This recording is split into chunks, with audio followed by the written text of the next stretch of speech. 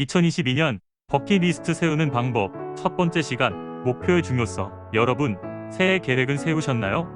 우리가 매년 새해가 되면 왠지 목표를 세워야 할 것 같은데 어떻게 세워야 할지 방법도 잘 모르고 목표는 세웠지만 실천이 쉽지 않아서 중도에 포기하시는 분들이 많습니다.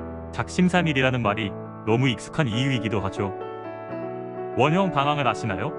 알프스 산에서 길을 잃은 한 남자가 무려 13일간 헤매다가 구출된 사건이 있었습니다.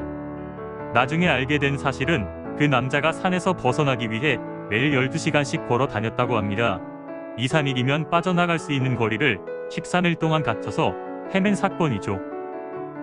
눈 덮인 산에서 시야 확보가 어려워 방향 감각을 잃고 같은 곳을 헤매고 다녔던 거죠. 하늘의 북극성이나 한 기준을 정해놓고 갔다면 그렇게 오랜 시간 헤매지 않았을 것입니다. 이것을 원형 방황이라고 합니다. 우리가 인생을 살면서도 목표가 없으면 이런 원형 방황을 하는 시기가 있습니다.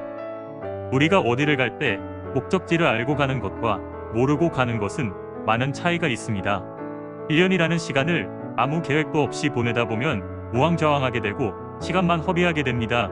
그래서 명확하게 내가 무엇을 해야 할지 알면 그 일에 집중하게 되는 효과가 있습니다. 그래서 목표 설정이 중요합니다. 오랫동안 꿈을 그리는 사람은 마침내 그 꿈을 닮아간다고 하죠. 하버드 MBA 졸업생들을 대상으로 목표 설정에 관한 설문을 진행한 적이 있었어요. 오직 3%의 사람들만이 글로 쓴 뚜렷한 목표와 실천 계획을 가지고 있었고 13%의 사람들은 마음속의 목표는 뚜렷했지만 구체적인 실천 계획이 없었고 나머지 84%의 사람들은 아무런 목표 없이 살고 있다고 답했습니다. 재미있는 것은 그들의 졸업 후의 수입인데요.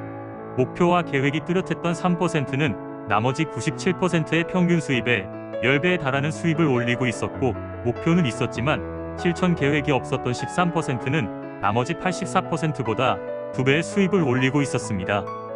목표와 계획이 같은 강의실에 앉아있던 사람들의 운명을 바꾸어 버린 것이죠.